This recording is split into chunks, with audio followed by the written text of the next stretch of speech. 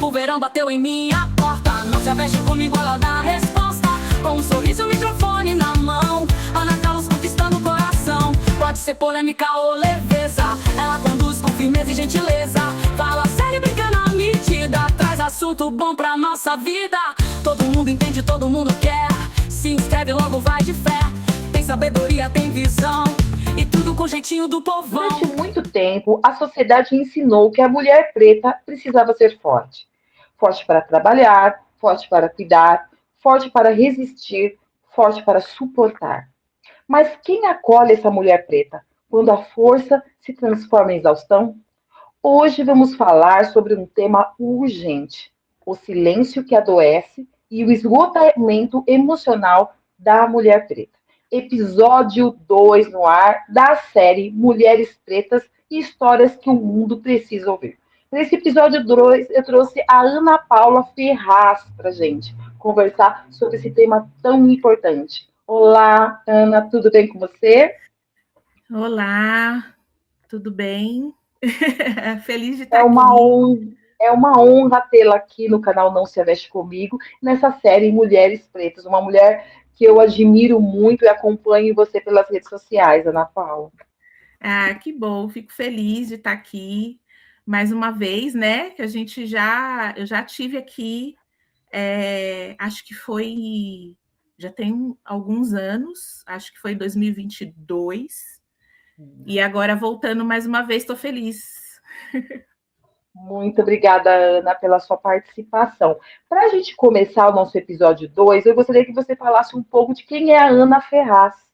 Hum, Bom, licença para chegar de novo, né? Estou muito feliz de estar aqui. Eu sou a Ana Ferraz, eu sou terapeuta integrativa, palestrante, sou fundadora da Analista das Pretas, Terapia Integrativa Corpo e Ancestralidade.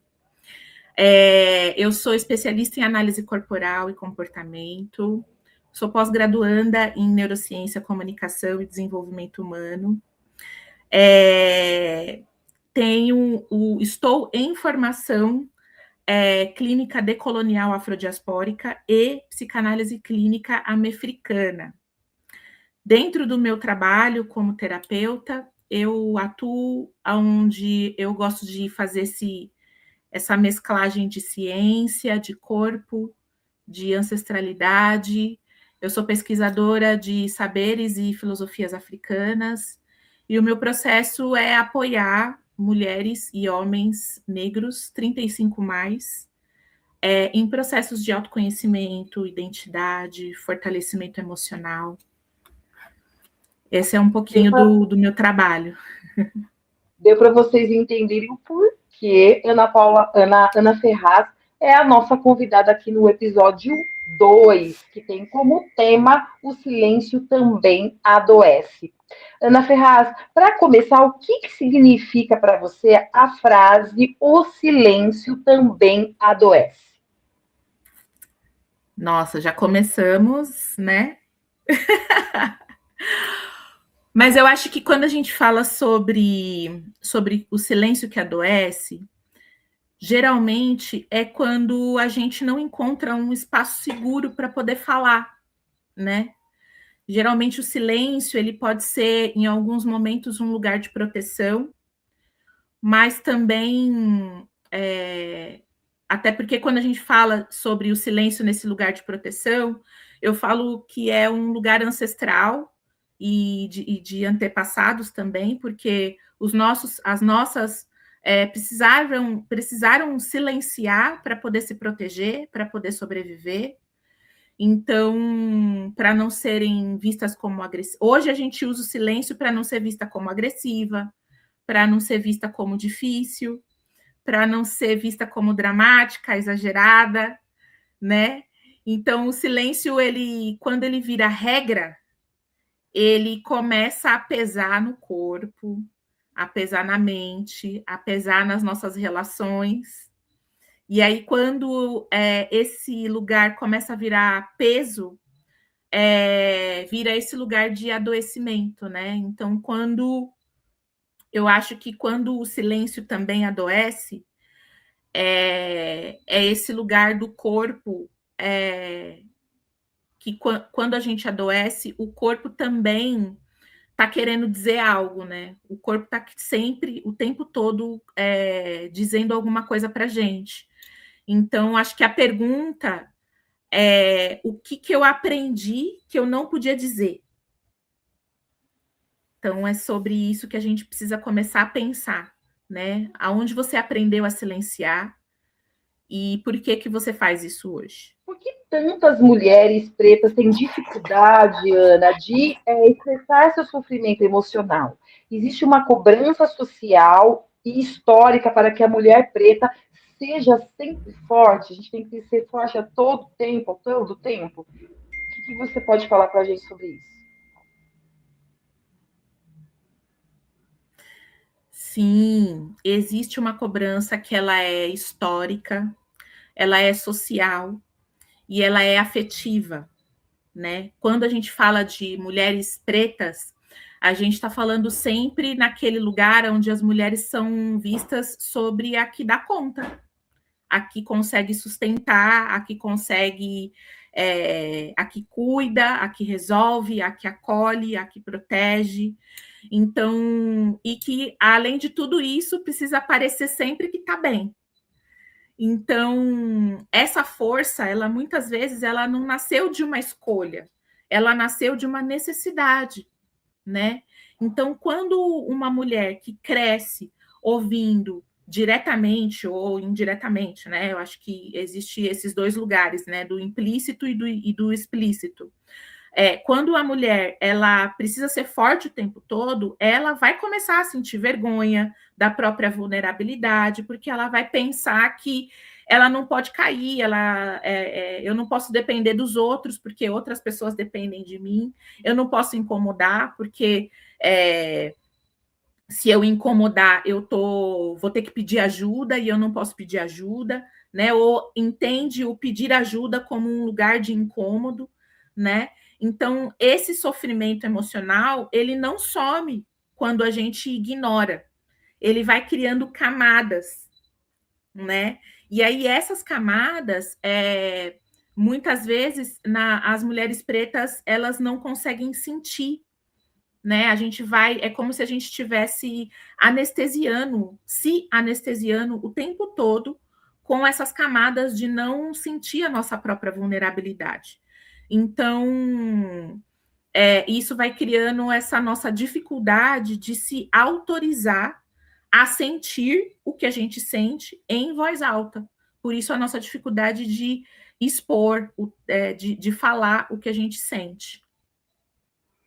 Ana, no começo da sua resposta, você comentou a respeito, né, da mulher preta, do cuidar, enfim, todas essas atividades diárias que todas as mulheres, né, elas passam, mas a mulher preta, além de tudo isso, ela não é vista como um ser pensante, né? Essa atividade intelectual da mulher preta é muito complicado da gente se colocar nesse espaço de intelectualidade. Também diz respeito a isso também, né? Sim, porque as mulheres negras, elas estão num lugar de objetificação, então existe esse lugar de hipersexualização da mulher negra, e também existe esse lugar aonde a mulher negra ela é vista a partir do lugar do cuidado. Por isso que essa cobrança ela é histórica, social, afetiva, né? As mulheres negras, elas é como se a gente não tivesse o direito de ser amada, não tivesse o direito de ser uma pessoa pensante, né? Então, quando a gente olha para a estrutura, né, aonde nós fomos criadas, aonde nós fomos criadas, não, né, aonde as mulheres foram sendo colocadas, as mulheres negras são sempre as que não são as escolhidas, né, as que ou serve para não é a que serve para casar, é a que serve para cuidar mais do filho da outra, né? No caso das empregadas, das cuidadoras, mas nunca nesse lugar do afeto. Ana, como que o estereótipo, né, da mulher preta impacta a saúde mental? É interessante, né, a gente falar sobre isso, porque a gente muitas vezes entende esse lugar da mulher forte como um elogio, né? E existe uma linha muito tênue aí nesse lugar quando a gente fala sobre isso, porque quando as pessoas falam que a gente é muito forte, em um determinado momento, isso até é bonito. Só que conforme o contexto, com o nosso contexto de vida, o que a gente presencia, o ambiente, as pessoas, tudo isso vai significando implicitamente de que as pessoas esperam sempre que a gente aguente mais um pouco, ou que eu não vou te acolher, eu não vou ver a sua dor, eu não estou vendo a sua dor. Então, às vezes, você é uma mulher forte traz essa linguagem atrás, por trás, sabe? Então, às vezes, você é forte, pode significar, eu tenho certeza que você vai aguentar isso, sabe? Ou eu não vou te acolher porque você é forte, né?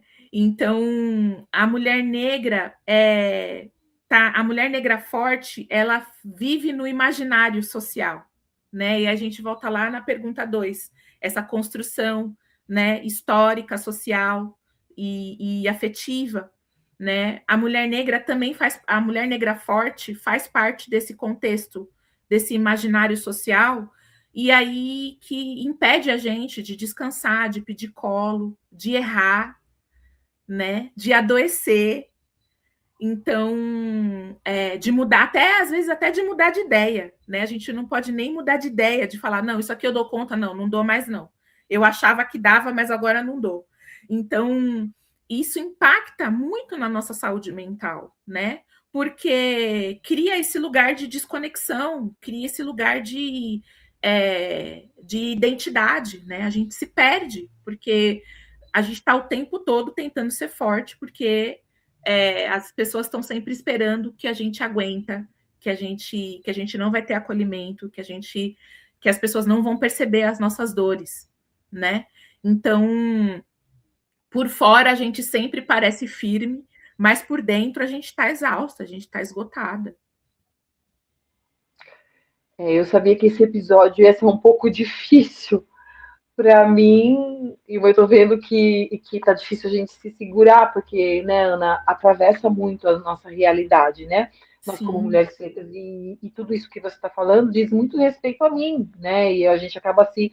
É um espelho, né? Então, quando você fala dessa questão de não ser amada, de ser forte o tempo todo, dessa cobrança, de ser praticamente esticada, porque eu falo que eu fui esticada até que eu tive um burnout.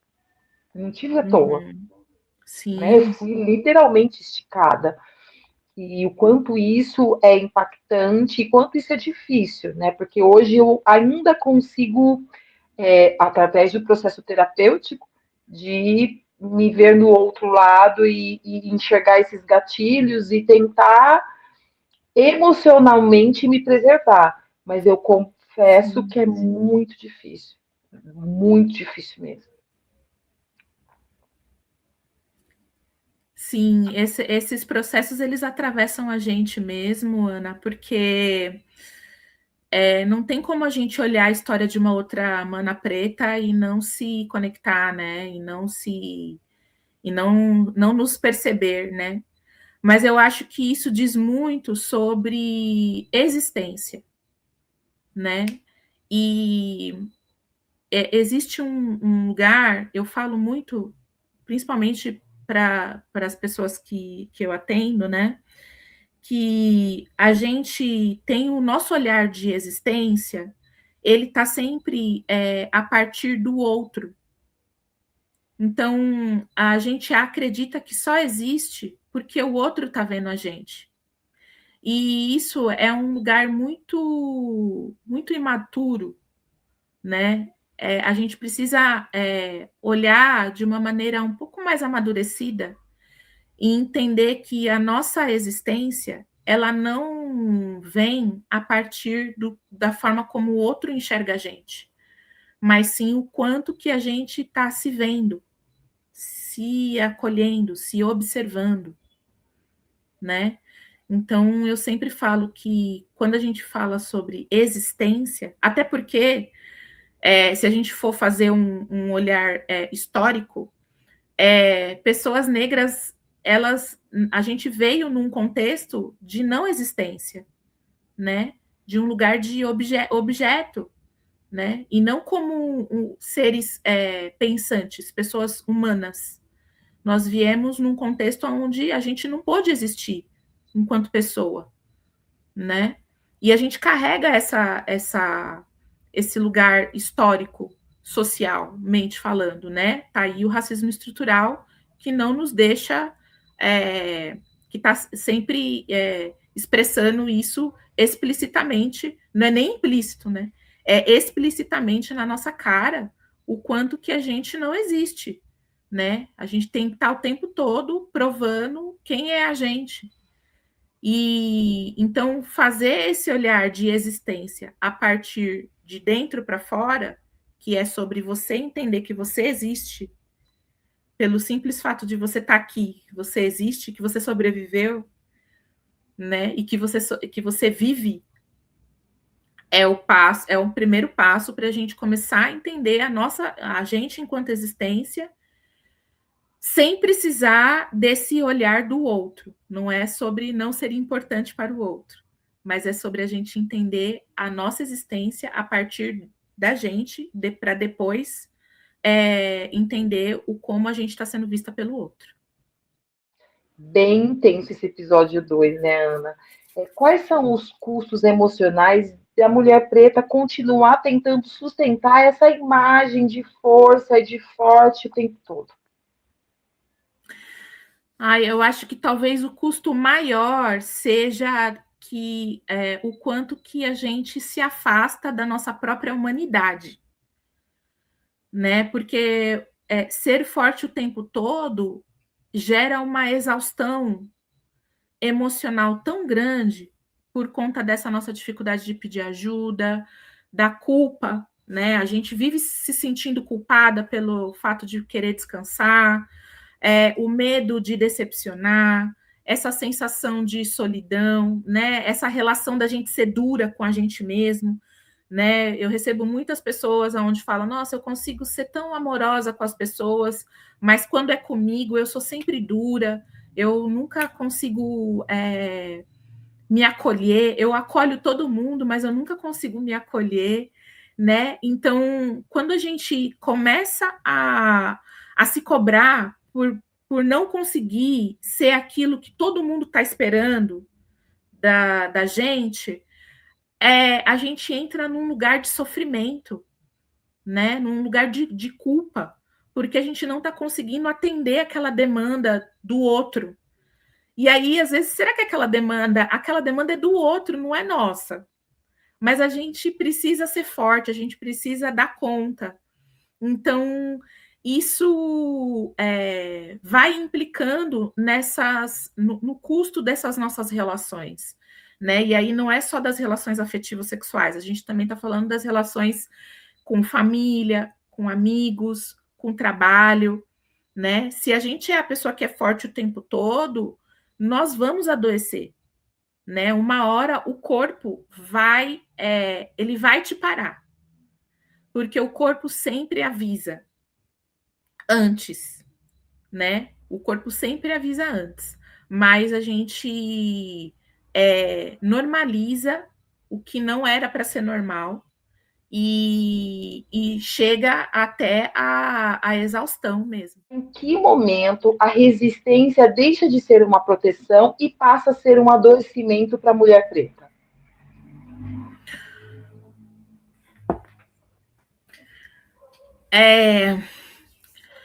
Eu gosto, quando a gente fala sobre resistência, eu acho que é importante. Acho que a palavra resistência ela é super importante. Eu gosto muito dessa palavra, mas a gente precisa tomar muito cuidado Porque quando a gente fala sobre resistência, a gente está falando sobre resistir, né? Sobre ser firme, mas a gente também está falando sobre permanecer no mesmo lugar. Então, a resistência ela é importante porque ela nos trouxe até aqui, né? As nossas ancestrais, as nossas antepassadas e as nossas ancestrais, elas só sobreviveram porque elas resistiram, né? Então, resistir, a palavra resistência ela é importante, mas a gente precisa tomar muito cuidado com ela, porque ela também pode ser um lugar onde você pode resistir, mas ficar permanecendo no mesmo lugar. Então, a gente precisa tomar muito cuidado com a resistência, porque a resistência, ela começa a adoecer quando a gente não se permite cuidado, quando a gente não permite a pausa, né? Então, quando eu resisto tanto que eu não consigo mais sentir, que é aquele lugar da anestesia, né? Que a gente fica anestesiado. Quando você se protege tanto que não consegue mais receber, não consegue receber ajuda, não consegue receber um apoio, um suporte, porque as pessoas acham que você não precisa, porque você está sempre demonstrando que você é forte, né? Então, a resistência começa a adoecer quando você permanece em alerta, hipervigilante, mesmo quando não tem perigo, quando você está numa situação que deveria ser tranquila, mas você está o tempo todo nesse lugar de hipervigilância, né? Achando que alguma coisa pode acontecer em algum momento, né? Então, a resistência ela pode virar um lugar de adoecimento quando ela deixa de ser uma escolha consciente e vira esse modo automático, né? Esse modo operante automático de vida. Então, eu gosto de reformular. Eu acho que a pergunta é: eu estou resistindo para viver melhor ou eu estou resistindo porque eu estou sobrevivendo? E agora, para você, avexada, um recadinho super especial da LT Produtos e Comércio. Na LT Produtos e Comércios, você encontra tudo em produtos de limpeza para sua casa ou empresa com qualidade e eficiência que fazem a diferença no dia a dia. Também trabalhamos com uma linha completa de descartáveis, garantindo praticidade e economia. E com primos personalizados, suas ideias ganham vida em produtos únicos feitos do seu jeito. Siga nossas redes sociais e fique por dentro das novidades, ofertas e lançamentos. LT Produtos e Comércios e primos personalizados, soluções completas com qualidade e personalidade. Obrigada, LT Produtos e Comércio, pelo apoio aqui no canal Não Se Aveste Comigo. Se você não é um avexado ou uma avexada, eu te convido a seguir o canal. Tá perdendo tempo, gente. A série Mulheres Pretas, histórias que precisam ser ouvidas, está incrível. Eu convido você a se inscrever aqui no canal e compartilhar o conteúdo para que mais pessoas tenham o acesso. Então, se inscrevam aqui no canal Não Se Aveste Comigo. Ana Paula, quais sinais indicam que uma mulher preta está emocionalmente esgotada?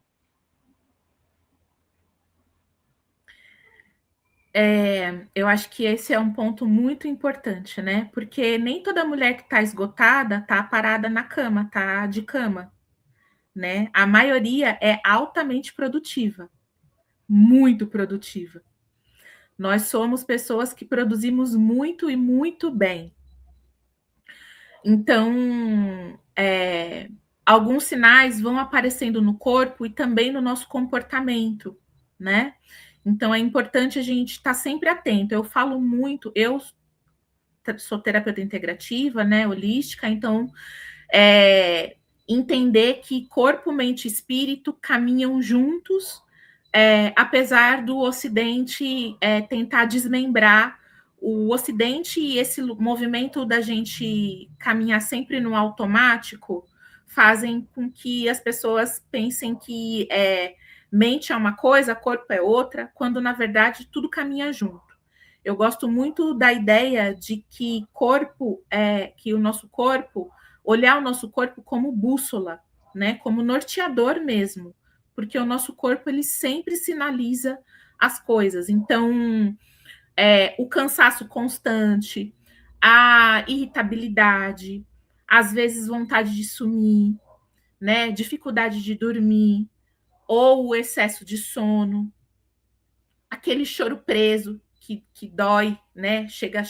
Dói no peito, falta de prazer, uma sensação de estar sendo engolida, de você estar tão no automático que você tá sentindo, que você acha que você está sendo engolida, né? Dificuldade de concentração, dores no corpo, dor de cabeça, vontade de se isolar, né?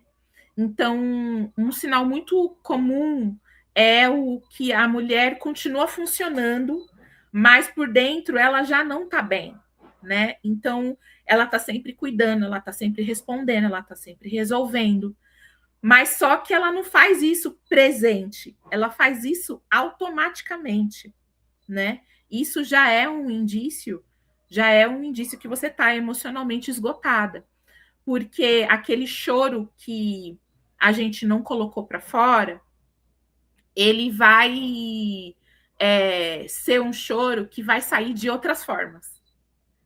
Então, é um choro que vai sair quando a gente está irritada com alguém, é um choro que vai virar uma dor de cabeça, é um choro que vai virar esse desgaste, né? Essa dificuldade de concentração. Então, é importante a gente se observar e observar os sinais que o corpo sempre traz para a gente.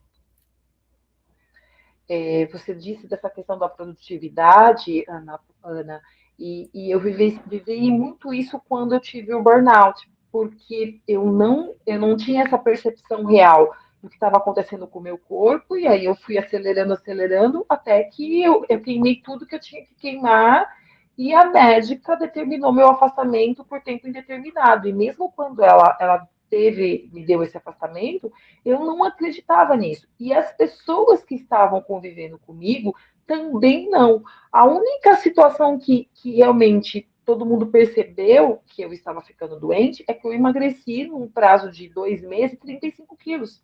Então, eu fiquei metade de mim, eu fiquei muito magra mesmo. E foi a única situação porque eu parei de comer, né? Associou com um transtorno alimentar, então eu não conseguia comer. Eu só tomava café e água. Era a única coisa que eu fazia. O restante não tinha alimento que eu conseguia engolir. Foi um processo muito difícil. E essa questão realmente da produtividade, ninguém, a minha diretora, quando soube do meu afastamento de trabalho, ela falou, mas como assim? Ela entrega tudo dentro do prazo, ela faz tudo isso, da onde que está? E quando eu voltei, ela me abraçou, me pediu tanta desculpa, porque ela falou, eu não enxerguei que você estava precisando de ajuda, você podia ter morrido e eu estava aqui do teu lado.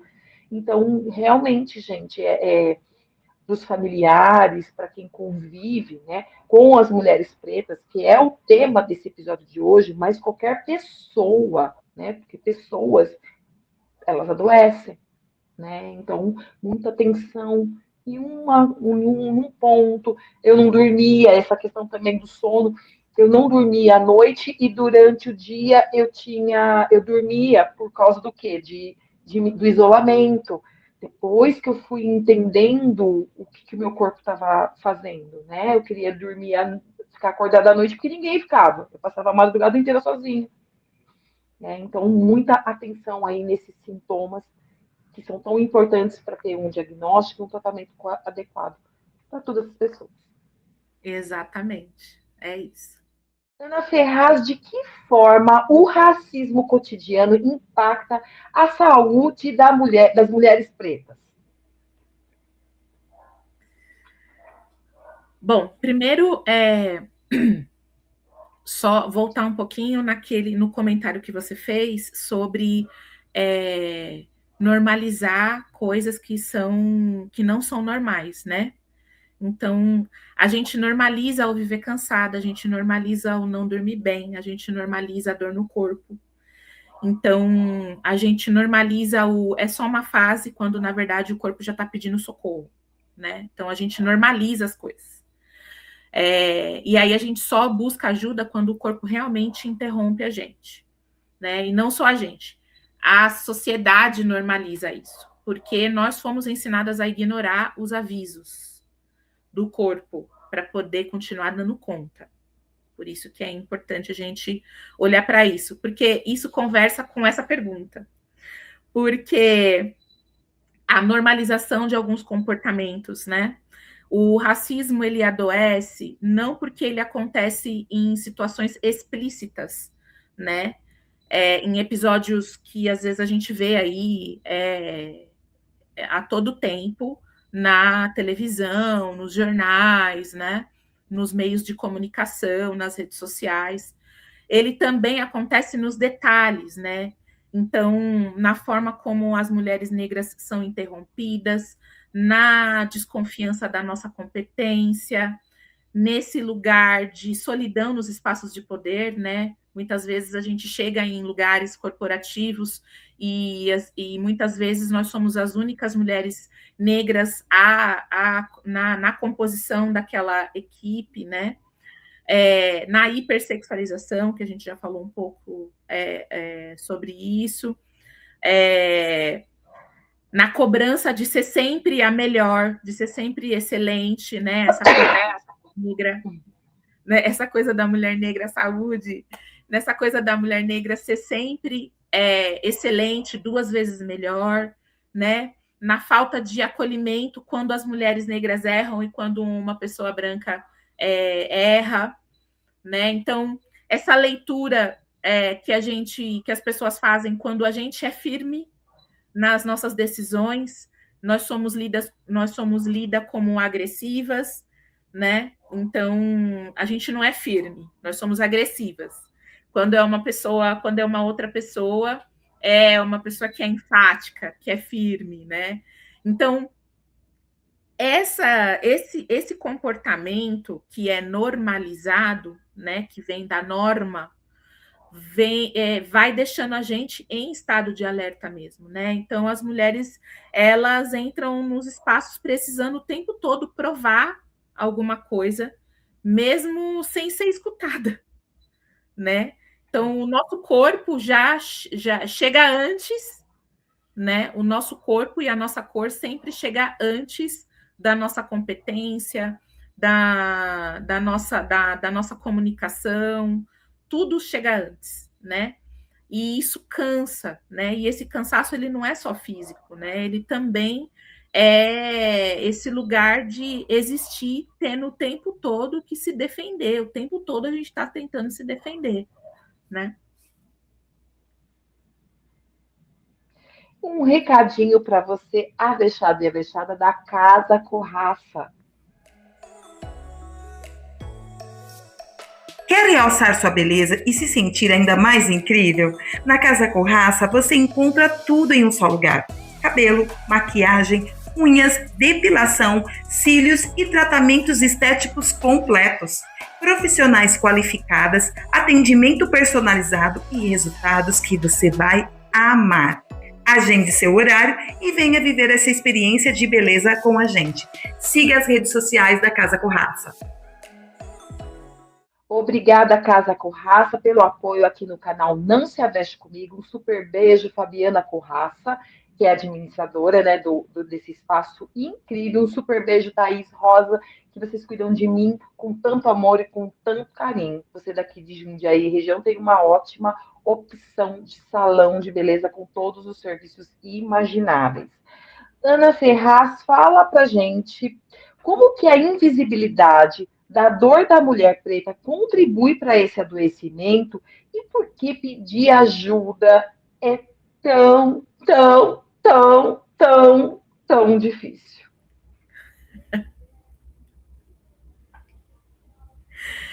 Sim, quando a dor ela não é vista, a gente começa a duvidar da gente, né?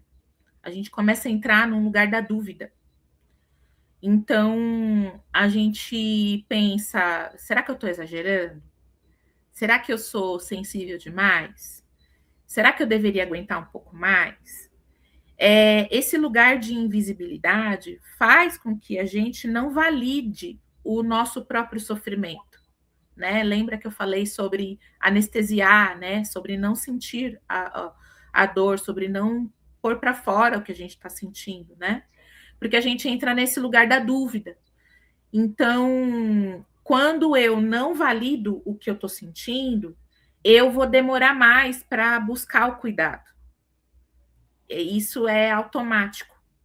Então, tem uma frase que eu gosto muito que é aquilo que não é acolhido vai se repetir ou vai se aprofundar. Então, quando a gente olha a vida não a partir do lugar de não de linearidade, mas de circularidade, né? Olhar a vida no sentido espiral da vida, né? E isso, os saberes ancestrais, as filosofias africanas já falam muito sobre isso, mas o Nego Bispo também fala muito sobre esse caminho da vida não linear, mas sim circular, né? Então a gente está sempre vivendo as mesmas coisas. O que acontece é a nossa evolução e o amadurecimento para poder viver aquilo de uma maneira, de outra forma, porque a vida vai sempre colocar a gente nas mesmas situações. Então, se você não acolhe, aquilo vai se repetir, vai se aprofundar e a dor vai ficar mais difícil.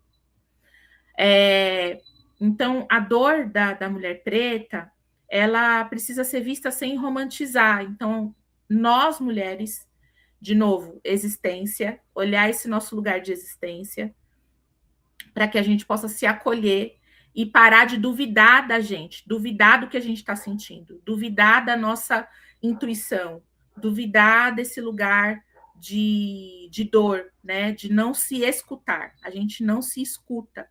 E quando a gente não se escuta, é porque a gente está no automático. Então, a gente precisa voltar para esse lugar de lucidez, que é começar a ver e, às vezes, ver coisas que a gente não vai gostar, para que a gente se olhe sem romantização e entender que você não é forte porque você não sente, mas que parecer forte o tempo todo, ser forte o tempo todo é um lugar que você vive porque não te deram a outra opção. Mas você entender que você pode ter outras opções, né? Você tem o poder de escolha. E existir é entender que a gente tem esse poder de escolha. Por que é tão difícil pedir ajuda? É difícil pedir ajuda porque a gente... pedir ajuda parte da ideia de confiar. E mulheres pretas aprenderam que confiar é um ambiente perigoso. É um lugar que deixa a gente sempre com o pé atrás, né? Mas lembrar que isso é muito comum para pessoas pretas, não só para mulher. Pessoas pretas são pessoas desconfiadas. E isso fala muito do nosso contexto histórico que a gente viveu, né? No nosso contexto histórico social, que fez com que pessoas negras sempre se sentissem desconfiadas o tempo todo, né? E então, quando a gente vai... esse lugar do pedir ajuda deixa a gente num lugar de confronto, né? De conflito. Porque pedir ajuda entra num conflito porque, de novo, a gente duvida, a gente desconfia, fala, não, então acho que eu dou conta mais um pouquinho. Ou, não, eu não preciso de apoio, porque depois eu vou me sentir envergonhada. Ou vai vir aquela sensação de fracasso, né? Porque você pediu ajuda, você acredita que não dá conta, sente a culpa, e aí fica aquela mistura de emoções, aquela mistura de sentimentos que te leva para a sensação de fracasso, né? Mas entender que pedir ajuda não é um sinal de fraqueza, mas sim de consciência, e também aonde você vai pedir ajuda, né?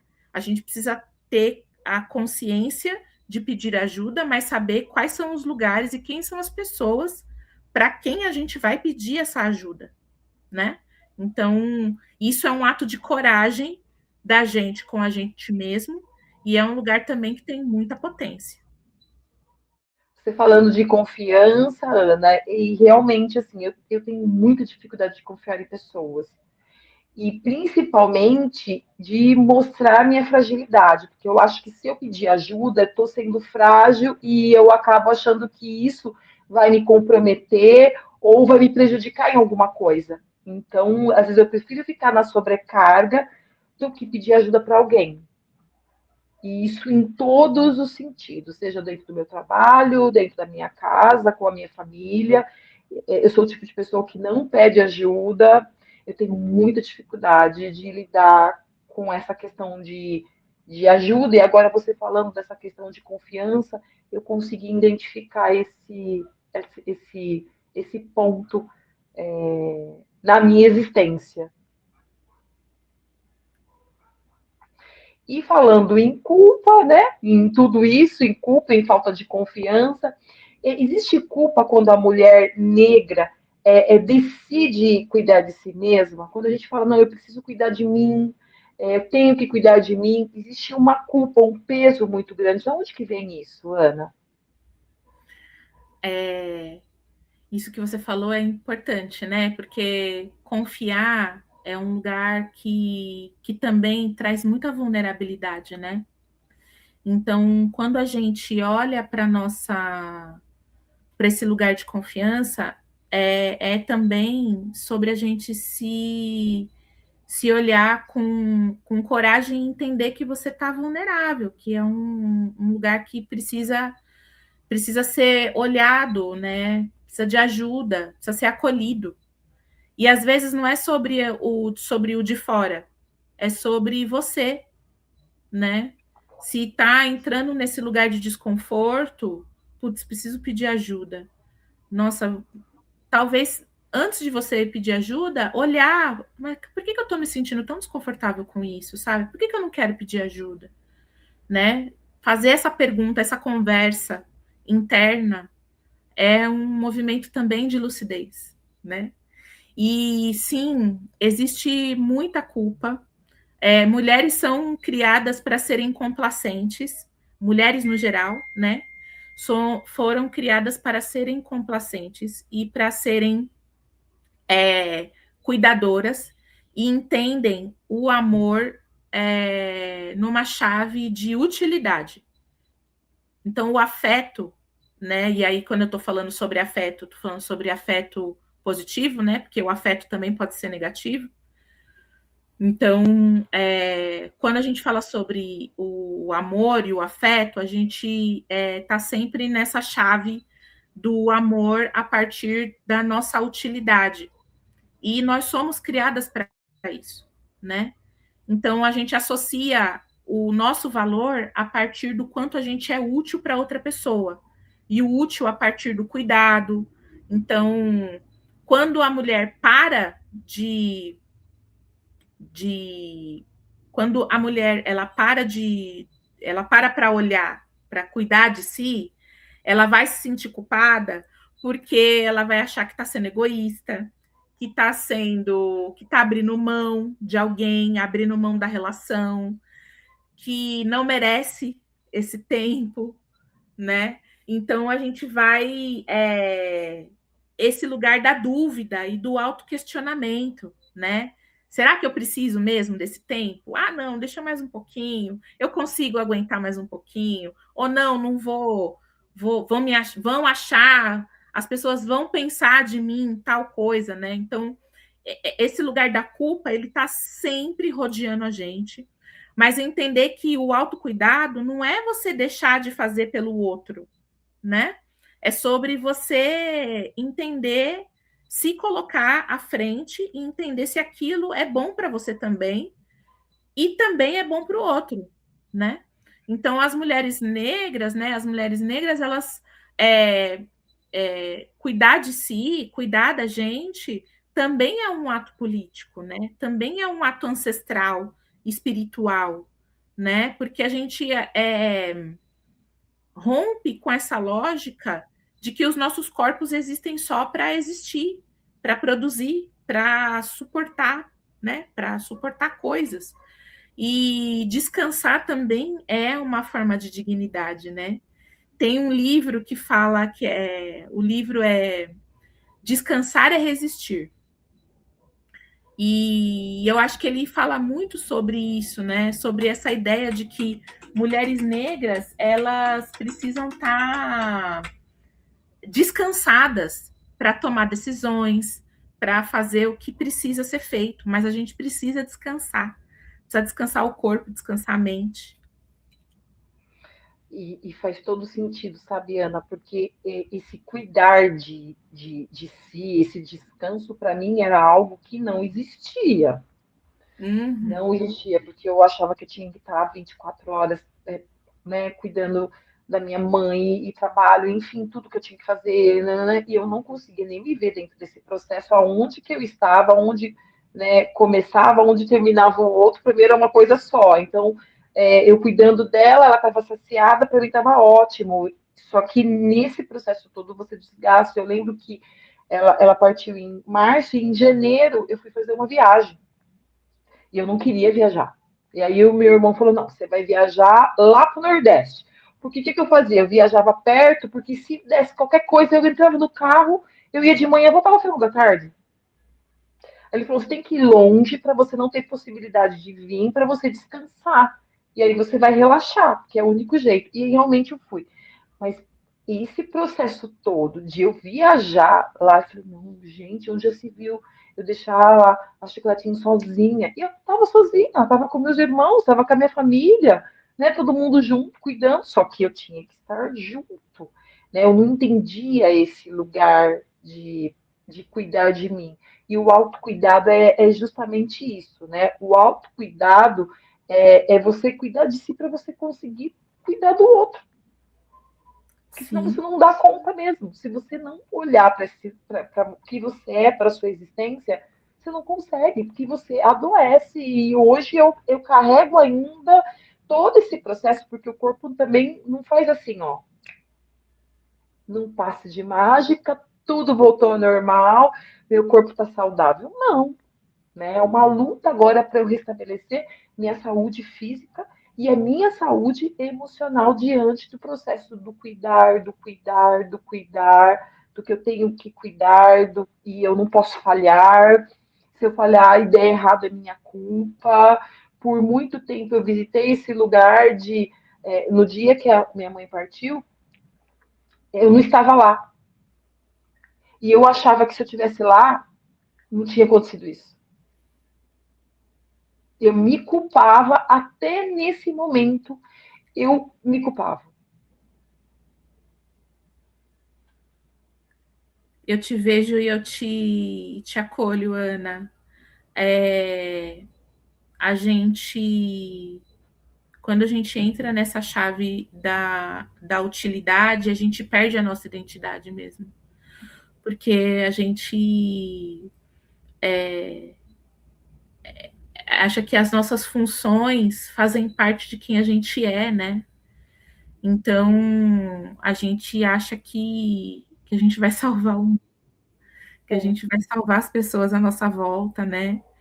E, e é sobre a gente fazer o nosso melhor o tempo todo, né? E isso também é autocuidado, né? Isso também é autocuidado, saber a nossa limitação, entender o nosso limite. Isso é extremamente importante para a gente poder começar a entender a nossa existência e, e não se abandonar no meio do caminho, de novo. Eu acho que esse seu processo agora é esse lugar de você se acolher mesmo, né? E se dar o direito de viver, né? De ser esse lugar de ressignificação. Eu falo que é um lugar de ressignificar esse lugar de filha, né? Que não existe mais, né? Então é esse luto da filha que não existe mais, mas também da mulher que está renascendo, né? Tem uma pessoa aí muito bonita renascendo. Então, esse seu caminho. Como você disse, né, Ana? A gente parece que vira um cargo, uma coisa, né? Então, Sim. você é a filha, e realmente eu perdi minha identidade, porque aonde eu ia, aí a filha chegou, a filha, né? Porque eu estava sempre com ela, então eu era a filha. Olha, a filha, eu não tinha mais nem nome, e hoje para mim faz sentido que eu perdi a minha identidade com isso, e eu não me arrependo disso, né? Eu acho que se eu tivesse a possibilidade, eu ia continuar fazendo as mesmas coisas. Mas hoje eu entendo alguns equívocos e do quanto isso me prejudicou no sentido de não enxergar a minha existência dentro desse processo todo.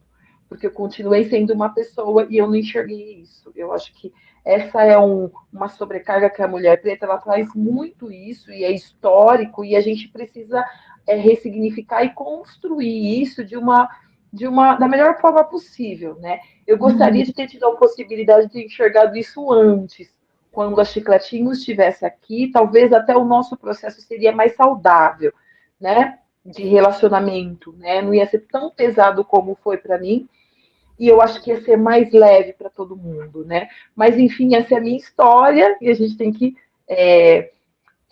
continuar a partir dela, né? Sim, sim. Eu acho que tudo tem o seu tempo certo.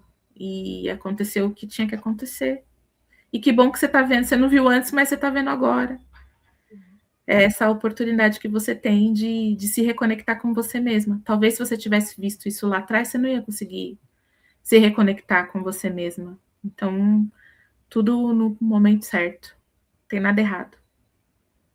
Dois, emocionante, tá sendo terapêutico, um ato terapêutico para Ana Carla, mas eu tenho certeza que isso deve estar conversando e deve estar atravessando muitas mulheres pretas, muitas mulheres, né?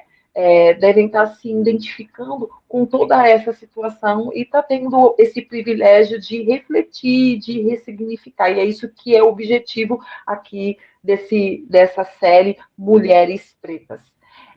Ana Ferraz, como a gente pode identificar a hora de buscar um apoio psicológico e que tipo de redes podem fazer a diferença nesse processo, né? Porque tem pessoas que têm um pouco de resistência referente à questão da psicologia ou até mesmo da psiquiatria, porque às vezes exige um tratamento medicamentoso, enfim, as pessoas têm muitos preconceitos ainda que carregam essa área da saúde mental. Então, além desse tratamento, que outros tipos de rede pode favorecer esse processo de ressignificação, de conexão com o eu novamente?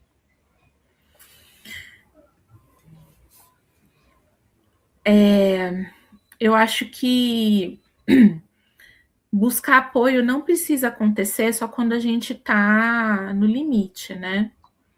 Eu acho que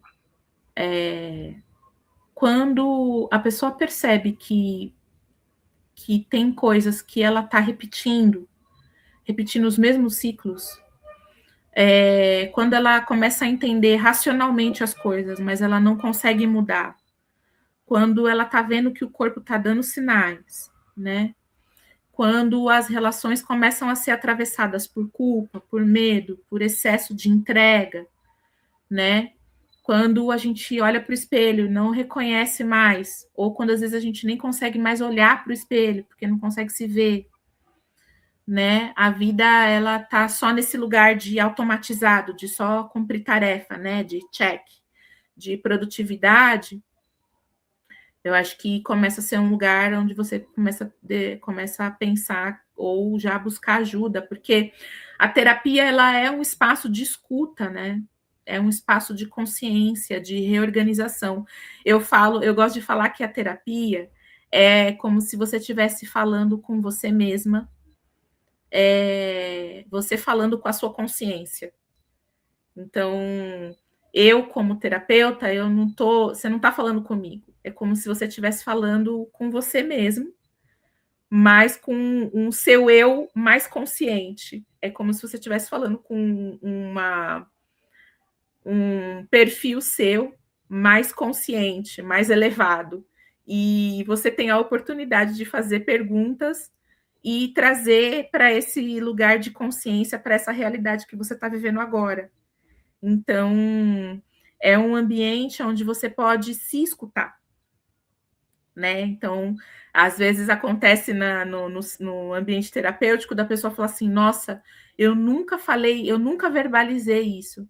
E agora eu estou verbalizando isso para você e eu estou me escutando. É muito estranho isso que eu pensei, sabe? Então, o ambiente de terapia é justamente esse lugar de você poder se ouvir sem precisar performar força, sem precisar performar alguma coisa para alguém, sabe?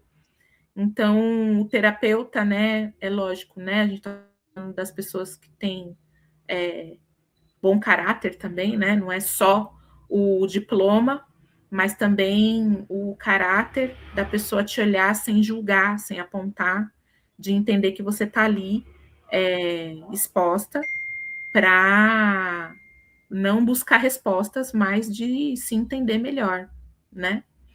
E quando a gente fala sobre rede de apoio, eu gosto muito fala-se muito sobre amor próprio, mas o amor próprio não se sustenta sozinho. E a gente precisa da rede de apoio. A gente precisa das amigas, a gente precisa da família quando possível, a gente precisa das comunidades, dos grupos de mulheres. Tem muito grupo de mulher preta, né? Eu acho que nunca se viu tanto, não sei se é a minha bolha, mas eu acho que tem tanto grupo de mulher preta de livro, de clube do livro, de clube de fazer exercício junto, de fazer passeios juntos para comer, para tomar café. Tem um grupo de mulher preta aí para fazer pilates. Tá incrível. Tem de fazer yoga. Eu acho que isso tá tão bonito.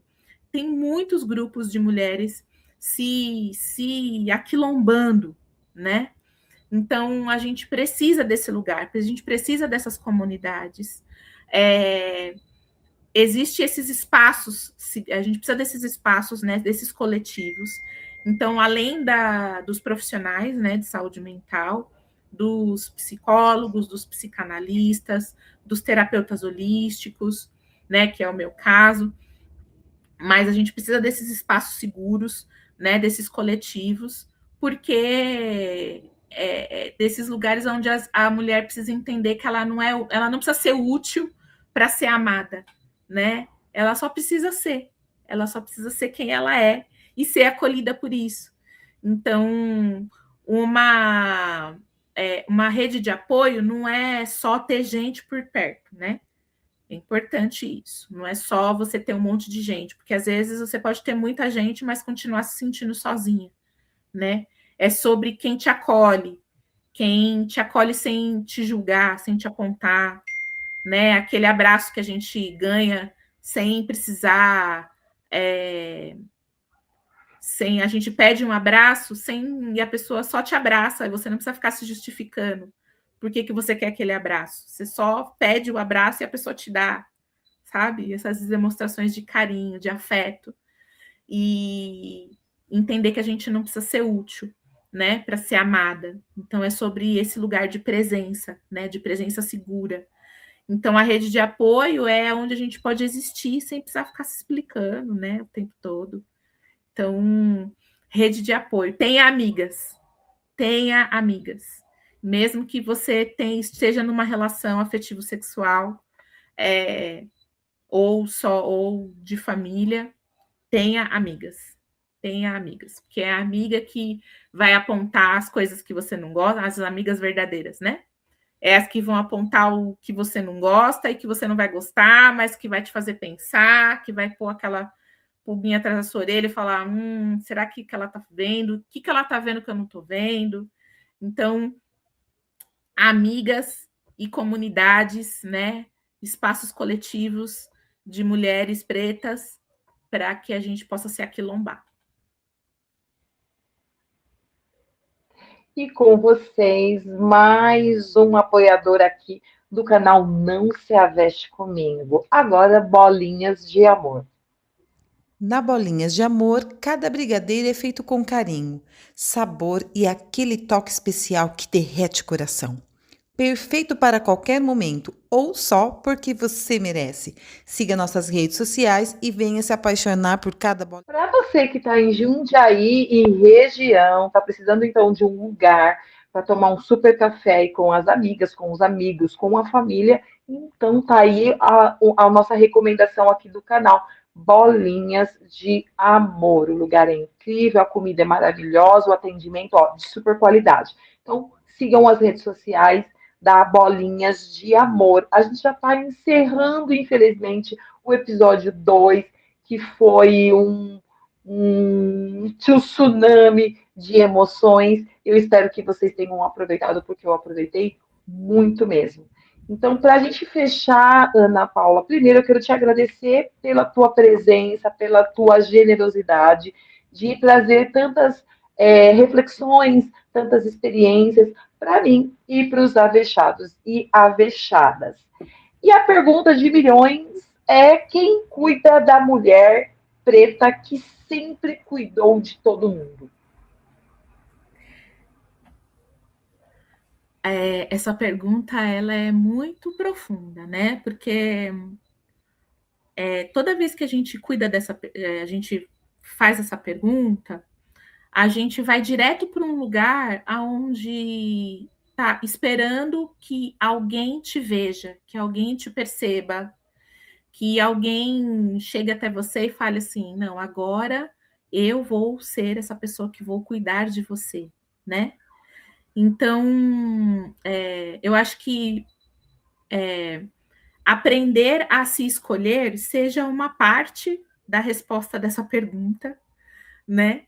Porque não é sobre a gente, não é sobre a gente ser individualista, né? Porque, como eu trouxe aqui, a gente precisa desse lugar, dos ambientes das amigas, da coletividade, da comunidade.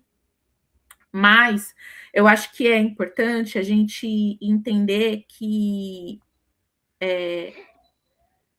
se cuidar é a gente se olhar com inteireza, né? É sobre a gente entender que a gente não precisa estar o tempo todo buscando o reconhecimento e a aprovação do outro para poder existir, né? A nossa vulnerabilidade, saber da nossa vulnerabilidade nos faz se olhar como humanas, né? Olhar a nossa humanidade, né? A gente tem muita dificuldade de viver o bom, o gostoso, o belo, porque a gente só está vivendo no automático, vivendo no sistema de sobrevivência, vivendo no estado de preciso ser forte, preciso sustentar, preciso. Então, toda vez que a gente vai viver o belo, que a gente vai viver o gostoso, a gente se sabota, sabe? Então, o lugar do autocuidado é esse lugar de estar lúcida, né? Então, quando eu falo sobre cura, e não a cura que é sobre tomar um remédio e isso tudo sair, isso tudo acabar, eu falo sobre cura a partir de um lugar de mudança de percepção, né? Olhar a nossa vida, né? É entender olhar para o nosso pior lado e aprender a conviver com ele, porque ele não vai mudar, ele vai continuar ali com você, andando com você. Então, de que maneira que a gente pode ser inteira, né? O que a gente sustenta, né? Por que a gente cruza o nosso limite para poder ter a aprovação do outro? Por que a gente cruza o nosso limite por dinheiro? Até que ponto, né? Então, entender as nossas limitações, entender qual é esse ideal, né? O que é uma vida digna? Isso tudo é olhar para a nossa vida, né? É um lugar de cuidado, porque no final das contas é sempre a gente com a gente mesmo, né? Então, antes de você entender que você não precisa do outro para existir, que você não precisa do outro para te validar, que você não precisa do outro para se reconhecer como uma pessoa boa, como uma pessoa digna, é sobre você se reconhece como esse lugar, esse cuidado que você dá para o outro, você também dá para você, né? É poder se permitir. Às vezes a gente precisa aprender a se permitir chorar. Às vezes a gente precisa aprender, e isso é humano, faz parte. Um erro é só um erro, né? Se a gente está errando, é porque a gente tem a possibilidade de acertar, né? Se você não errar, você não vai saber o que vai dar certo. Então, talvez não seja sobre você ser forte o tempo todo, né? Mas sobre a gente entender que é sobre a gente ser humana, sobre a gente ser digna, né? Sobre ter dignidade. E isso vai sempre partir, vai sempre começar da gente. Ana, e como encontrar a Ana Paula Ferraz nas redes sociais? Fala pra gente. Você faz, né, os seus atendimentos terapêuticos. Quem quiser procurar a Ana Paula para consumir os conteúdos que são incríveis nas redes sociais, também tem a possibilidade de também usufruir dos processos terapêuticos da Ana Paula Ferraz. Fala pra gente como é que a gente te encontra nas redes. Sim, eu tô na rede, eu tô no Instagram, @analista das pretas. Tô também no TikTok, Ana Ferraz Terapeuta, e também no LinkedIn, Terapeuta Ana Ferraz. Mas aí eu posso, se tiver algum lugar para deixar os links, eu deixo o link e aí a pessoa já me segue lá.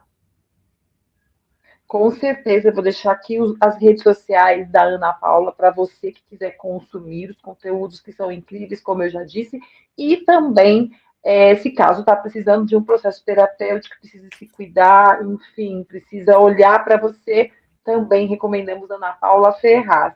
Deixo aqui para vocês as redes sociais da Ana Paula. Ana, muito obrigada pela sua participação no episódio 2 aqui do nosso canal. Obrigada. Lá no link da minha bio, vai para o meu WhatsApp, fala direto comigo para atendimento individual. Tem a minha comunidade, Essência em Movimento, para pensar um pouco mais, de uma maneira mais aprofundada. Então, segue lá. Ana, muito obrigada. Queria te dar um abraço, então sinta o meu abraço bem apertadinho. E precisando, estamos por aqui. Obrigada, Ana Paula. Se a força da mulher preta é celebrada, a sua vulnerabilidade também precisa ser acolhida. O silêncio pode proteger por um tempo, mas quando a dor não encontra a voz, ela encontra outras formas de se manifestar. Falar sobre saúde mental é falar sobre sobrevivência, dignidade e direito ao cuidado. Encerramos aqui o episódio 2. O episódio 3 está quase saindo. Vou estar com Renata Long falando um pouco também sobre essa questão, sobre a dor e sobre que a história nunca começa somente com a dor. A mulher preta tem muitas facetas e vocês vão ver ao longo de todos os episódios. Um super beijo e até o episódio 3.